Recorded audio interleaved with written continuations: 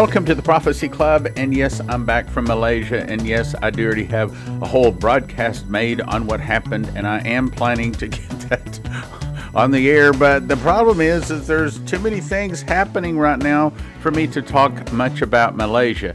I'm talking about things in the news that relate to Bible prophecy. You see, when we understand Bible prophecy, when we know what the prophets have said, we see things much deeper. We understand the whys because we already know where it is going.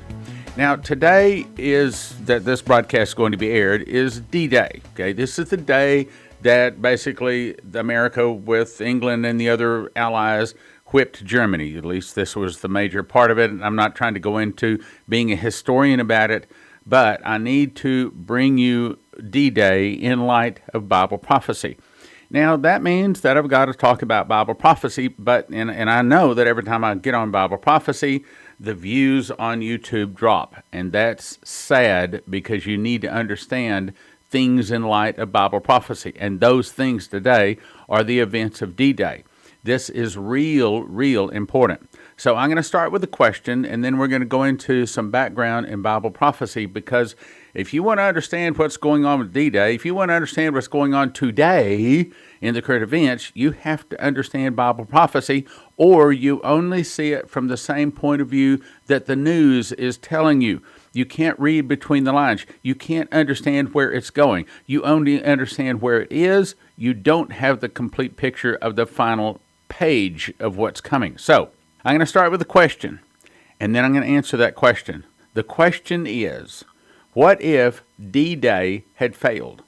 What if the D-Day invasion of Normandy and all of the other beaches, how they stormed the beaches, what if they had failed? What if the whole world had failed to defeat Germany? Where would we be today? Have you ever asked yourself that question? Well, Bible prophecy will tell you that question, because it tells you where the devil is ultimately headed, where God has allowed him to go.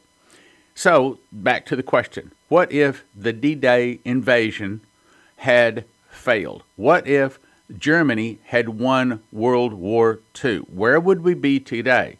And the answer is, well, what was Hitler trying to do? He was trying to bring in a 1,000-year Reich. Okay, what is that? He was trying to form a world government. He was trying to put himself as the leader of the world government. Now, if he had done that, what we may have seen is the beast might have been allowed to rise then. Now, we don't think so, because all that shall come to me will come to me, and neither can any pluck them out of my hand, meaning that everyone whose name is in the book of life that was written before the foundation of the world, everyone whose name is in that book will be saved. And right now, there's still some names that are not saved that are in that book. So the tribulation and the beast can't come in until God allows them to come in, and they can't come in until the rest of those names that are in the book actually accept Jesus.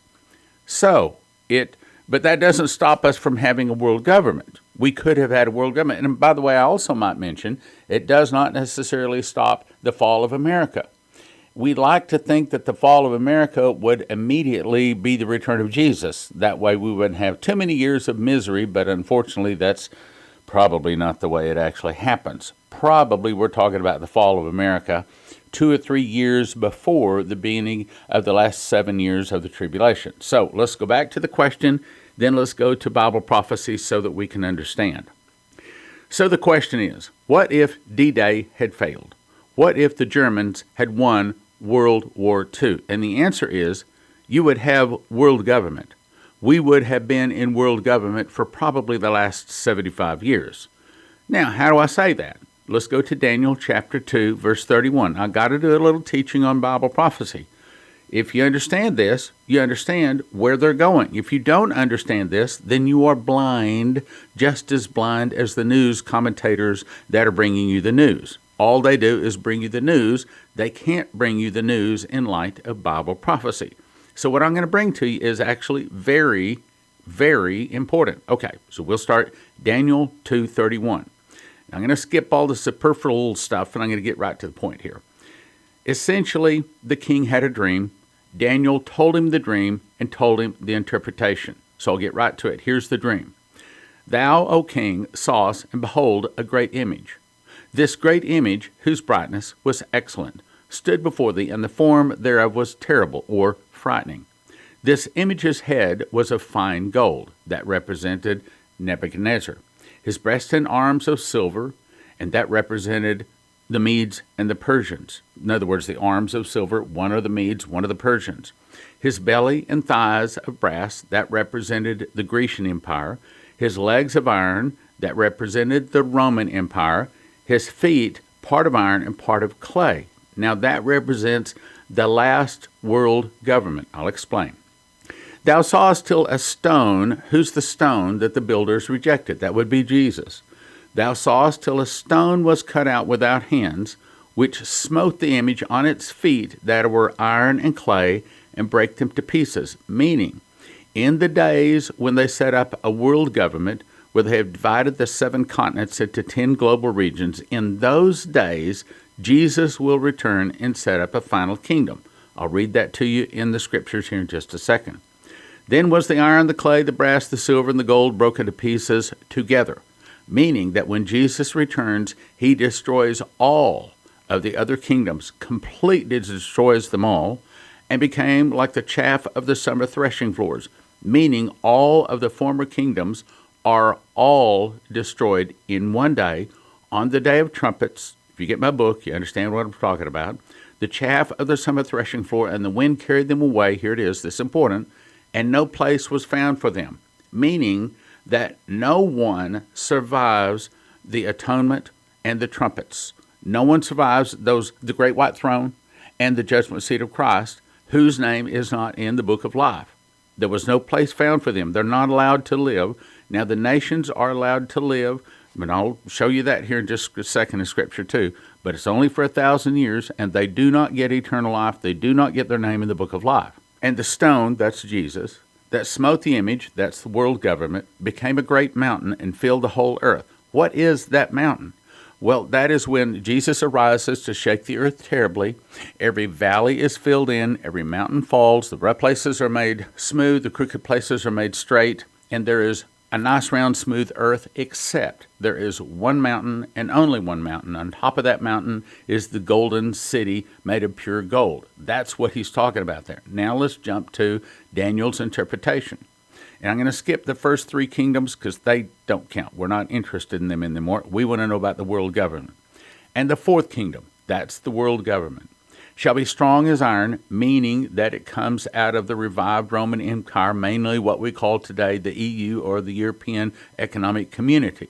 Strong as iron, for as much as iron breaketh in pieces and subdueth all things, and as iron that breaketh all these, it shall break in pieces and bruise, meaning that the world government is going to be primarily set up and based out of Europe, not America. Why? Because America has been destroyed by then. And whereas thou sawest the feet and toes, part of potter's clay, we believe the potter's clay is referring to the Muslims, and part of iron is referring to what we call the EU today. The kingdom shall be divided, but there shall be in it of the strength of iron, or the EU, or the Western Gentiles, basically. For as much as thou sawest the iron, that's the EU, mixed with miry clay, that's the Muslims. And, of course, we do know over the last 10 years or so, the Western Gentile nations of Europe have allowed all kinds of Muslims into their nation. It's called open borders, and that's the reason they're mixed together now. And as the toes of the feet, now how many toes are there? There's 10 toes. That signifies that they divide the 7 continents into 10 global regions. And the toes of the feet were part of iron, part of the Western Gentile nations, and part of clay with the Muslims mixed together in them, so that the kingdom shall be partly strong and partly broken. And whereas thou sawest the iron, again the EU, mixed with the Muslims, they shall mingle themselves with the seed of men, but they shall not cleave one to another, meaning that the Muslims don't work well with the Western Gentile people. It just doesn't work well. Well, no surprise. We see them still shooting each other up over there. And in the days, now this is the point, this is the reason I've read all of these scriptures so far, just to get to this point. In the days of these kings, meaning that when they have set up a world government that is the 7 continents of the earth divided into 10 global nations.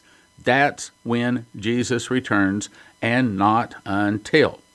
And in the days of these kings shall the God of heaven set up a kingdom which shall never be destroyed.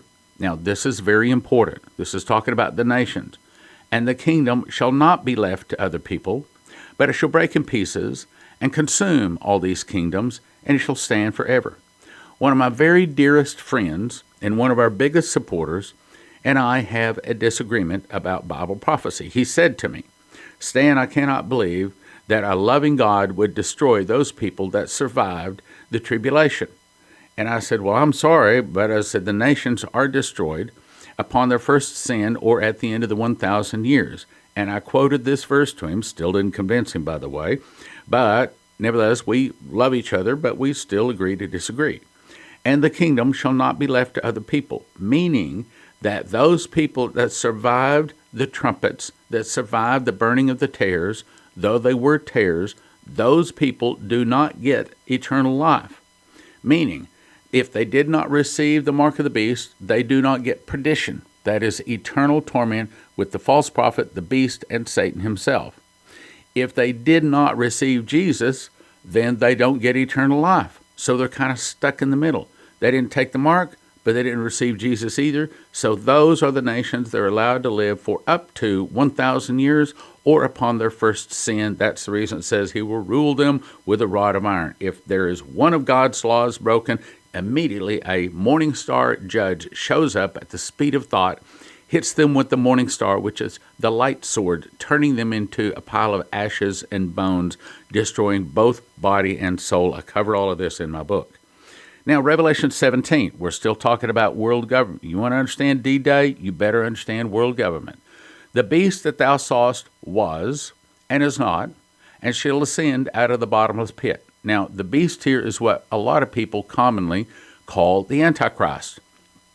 I like calling him the beast, though there are two beasts. There is the political beast we refer to as the Antichrist. There is the religious beast that we refer to as the false prophet. But this one is talking about the Antichrist. This is talking about the political beast. The beast that thou sawest was, meaning in 96 AD, when John was given this vision, the beast that thou sawest was at that time once alive, and is not now alive in 96 AD, but shall ascend out of the bottomless pit. So where does the beast come from? He comes from the bottomless pit. What's in the bottomless pit? Departed souls. And I believe, and I show in my book, that the beast is going to be a resurrected Nebuchadnezzar. That's a story for another day. Get the book. It'll explain it. That shall ascend out of the bottomless pit and goeth into perdition. Perdition is eternal torment. You do not get soul death if you go into perdition. It is in the bottomless pit, the lake of fire and brimstone, with the beast, the false prophet, and Satan himself, and you do not get soul death. If you take the mark of the beast, you never get soul death. You never die. You are tormented with the beast forever and ever and ever. Now, the other people whose names are not in the book of life, they're tossed into the lake of fire, but they get the benefit of soul death. They don't burn eternally. Let's go on. Whose names are not written in the book of life from the foundation of the world, when they behold the beast that was and is not and yet is. Meaning, when you see the beast, that's what it's saying, and go into perdition, they that dwell upon the earth shall wonder. They're going to be amazed. They're going to be mesmerized. They're going to be shocked. They'll be stunned when they see this beast. If their name is not in the book of life, if they've not already accepted Jesus, if they're not already come to the knowledge of the truth, they will believe the lie and be damned.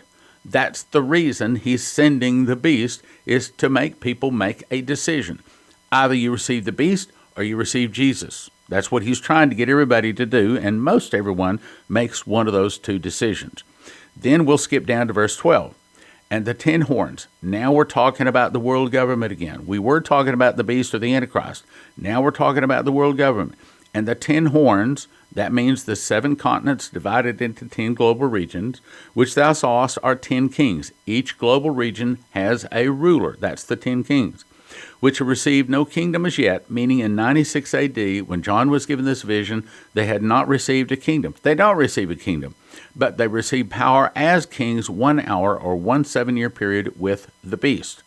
These, now I read all of that, to say this: these have one mind, and shall give their power and strength unto the beast, meaning that these 10 global regions will hand over all of their power, their strength, their authority, all of their nuclear weapons, all of their military, all of their religion, all of their gold, their silver, their everything. They will give it all to this guy, because he will be the most handsome man and the best talking man that has ever been on the face of the earth. Yes, he will be more handsome than Jesus, because the Bible says Jesus was a comely man. In other words, he's not handsome, but this guy, he is going to be the best looking, the best talking man they've ever seen. And if they see him, they hear him, they are sunk. Verse 14. These shall make war with the Lamb, that's Jesus, and the Lamb shall overcome them, that's on the trumpets, that's the day of the Lord, for he is Lord of lords and King of kings, and they that with him are called and chosen and faithful. Now, back to world government. And the 10 horns which thou sawest upon the beast, these shall hate the whore, that's the Catholic Church, and again, I'm not beating up on the Catholics, I've explained that, we'll go on, and shall make her desolate and naked, shall eat her flesh and burn her with fire. I'm not going to get into that. Too complicated, get off subject. For God had put in their hearts to fulfill his will, here it is, and to agree and to give the kingdom unto the beast until the words of God shall be fulfilled. Meaning that the entire world gives all of their everything, all of their decision-making power, their wealth, their military, everything to this guy, the beast. Now let's jump to Revelation 13, because that's the point of this broadcast, world government. And he causeth all, both small and great, rich and poor, free and bond, to receive a mark in their right hand or in their foreheads. This is the point. And that no man might buy or sell. No man might buy or sell, save he had the mark of the name of the beast or the number of his name. Now, yesterday I read a couple articles. I'm going to reread those articles, but I just got another article, a third article. This is all happening underneath our noses, and it seems like the watchmen have not caught up on it. Maybe I'm the only one talking about this. I don't know. I don't follow other ministries, but I'm going to bet that I'm probably one of the first ones. Here's the headline. It says, Bahamas Central Bank enters agreement to deliver first national digital currency by 2020. There's two things you got to hear in there. A national digital currency. Why does it have to be digital? Why not gold and silver? Because you can't send gold and silver through the satellite system, up to the satellite, down to the satellite. You cannot send paper currency up to the satellite, down through the satellite. But you can send digital currency by satellites, by the internet. Because again, no man will be able to buy or sell unless they are part of the system. In order to be part of the system, you have to have the mark, you see. That's the way they're going to track and monitor every purchase on the globe. The second thing I want you to see is it says by 2020. Now let me read the article. The Central Bank of the Bahamas will enter into an official agreement for the development of a digital fiat currency system on May 30th, 2019, to build and implement a Project Sand Dollar, the first digital currency in the Bahamas. Now, brothers and sisters, this is not just the Bahamas setting this up. It's just that this just happens to be an article that reached the news system. Almost every nation on the earth not only is, they have already set it up. The digital currency system is in place. I'm going to say it's in place. It's not all hooked up yet. Not all the satellites are in place. But it is within a year or two away, which means probably the tribulation is a year or two away. Probably the mark of the beast. Probably the beast himself being in the world is probably only a year away. That's what it's saying. All right, let's go on. The Bahamian Central Bank first announced NZIA as its key collaborator for the project in early 2019, along with a Singapore-based software development firm called Zanesis. The, quote, Project Sand Dollar initiative will be an integrated, affordable electronic payment system. Let me read that again. An integrated, affordable electronic payment system for all businesses and residences. In other words, the system so that no man might buy or sell unless they are part of that system is almost totally set up. My guess is you haven't heard hardly anybody talk about it. You didn't hear about this on Fox News. No, because it's happening kind of quietly, kind of in the background, sort of under our noses, and most people aren't even seeing it. Why? Because they don't know Bible prophecy. Let's go on. The project will comply with local financial regulations and aims to provide equal access to digital, hear that word, digital payments for the residents of the island country, reducing cash transactions, hear that, reducing cash transactions and service delivery costs as previously reported. While the CBOB has not announced the first selected islands to pilot the project, Bank Governor reportedly claimed that the institution expects to fully, listen to this, adopt the project for the Family Islands by 2020.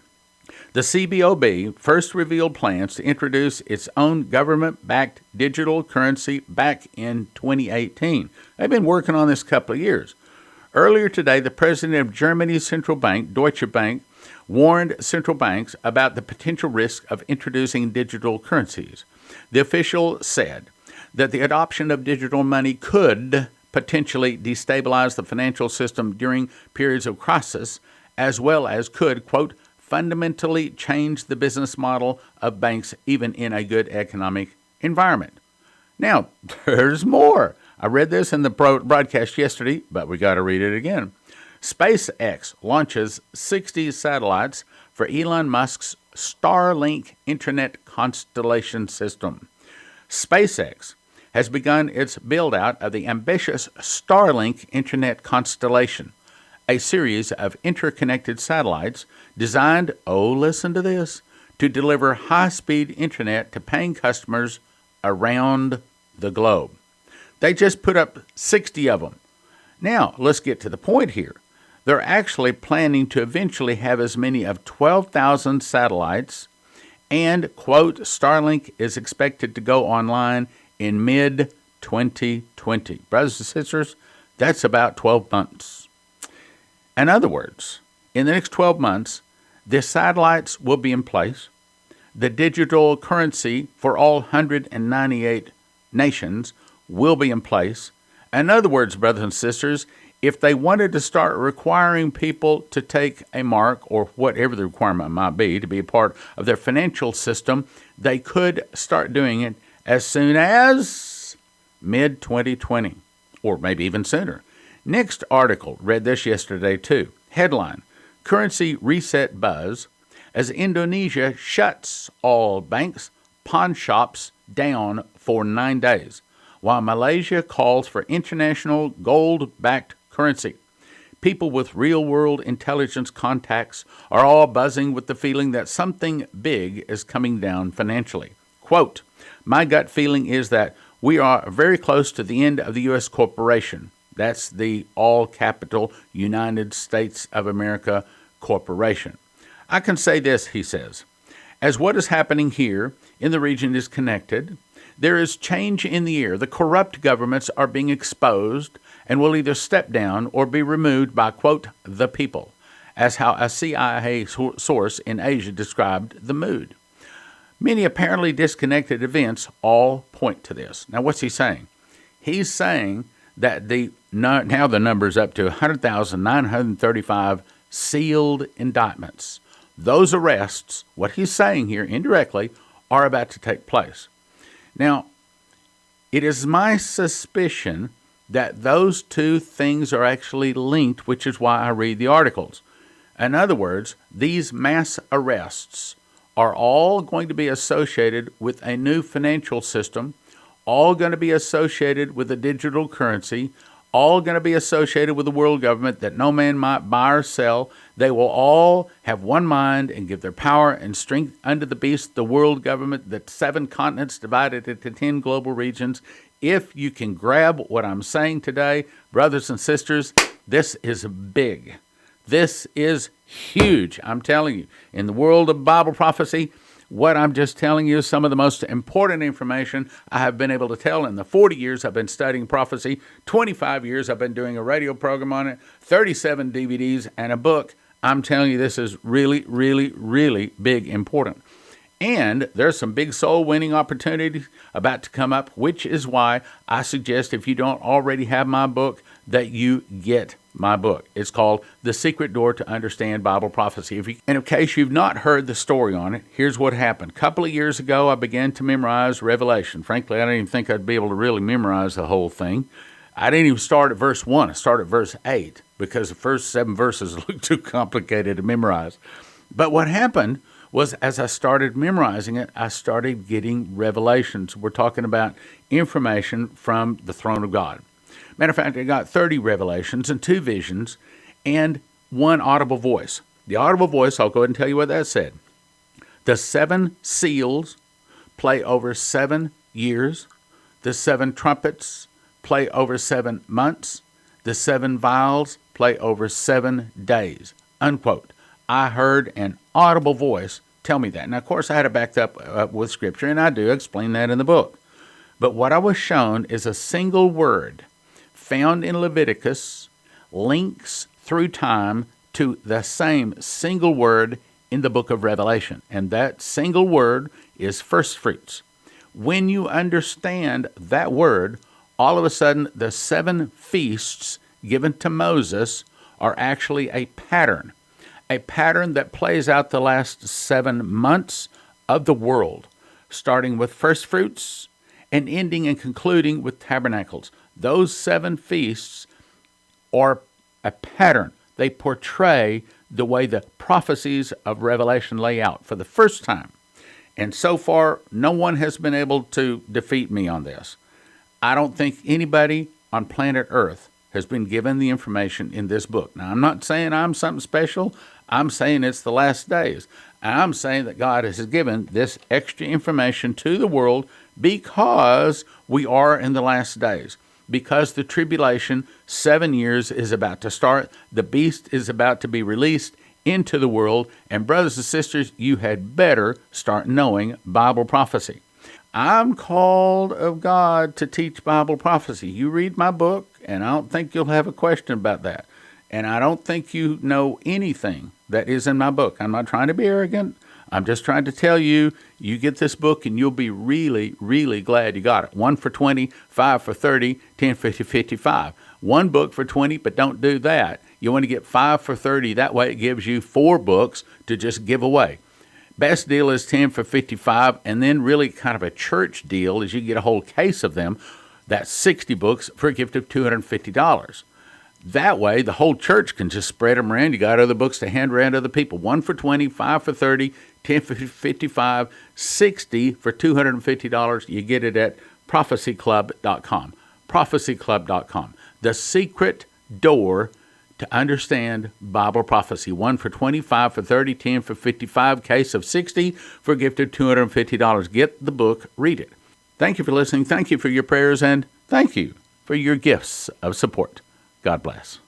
In my opinion, the most important gift offer you can get is the Wake Up America gift offer.